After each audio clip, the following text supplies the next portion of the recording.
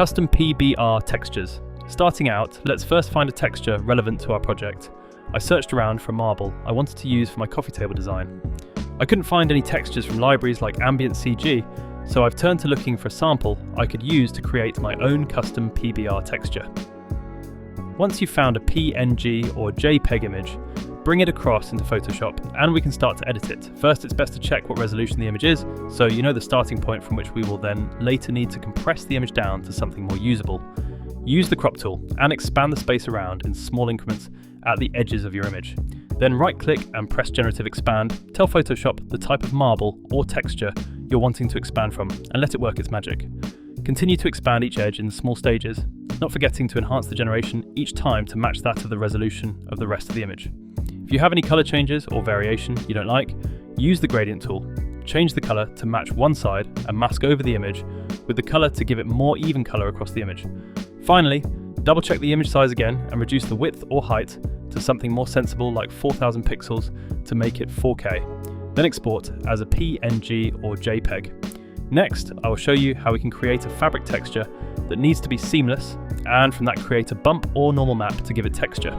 If we go to View and select Pattern Preview in the drop-down, we can see how this texture would look if applied in KeyShot, where the texture repeats horizontally and vertically. As you can see, there's some clear color changes across the surface. To remove that, we can go to Filter, Other, and select Offset in this drop-down. Offset the image till the four corners of the image are close to the center. Then crop the image to select just a small corner, where it's the most even in color and texture.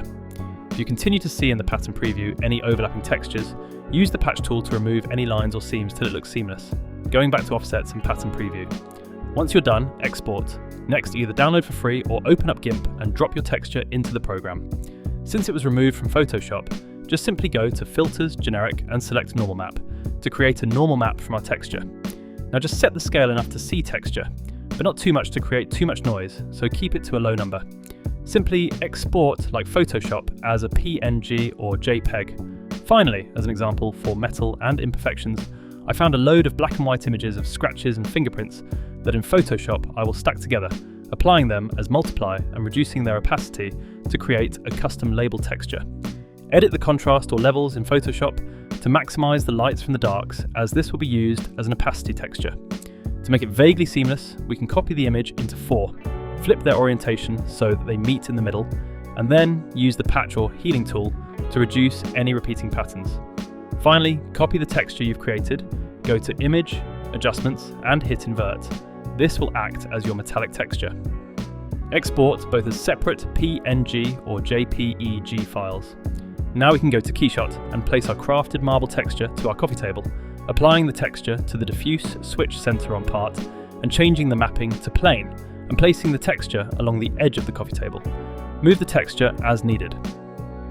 Then for our fabric textures, place both the diffuse and our bump map into the material nodes, add a mapping 2D node and start to play around with the scale and bump as needed. In our final example, this metal finish on the headphones needs our opacity and metallic textures applied to a generic material added as a label. Apply our inverted lighter texture to the metallic and the darker to opacity and also the bump, adding a mapping 2D node to both to fit the texture as needed to the product. You can then also add a color adjustment node to our opacity and play around with the value and contrast to make it more or less visible. And there you go, 3 examples of fine-tuned custom textures utilizing tools you should be familiar with using in your workflow.